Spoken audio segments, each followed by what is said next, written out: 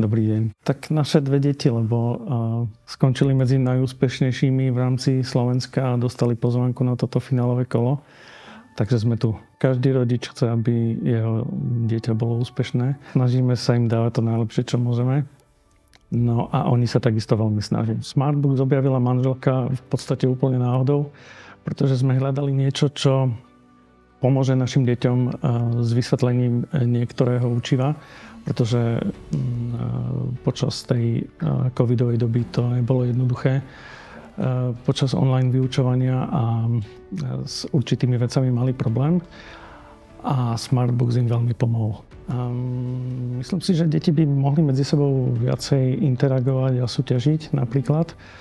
A určite by to pomohlo celej škole v rámci nejakých celkových úspechov na olympiádach napríklad. Určite, lebo napríklad dcerka mala problém s prírodovedou.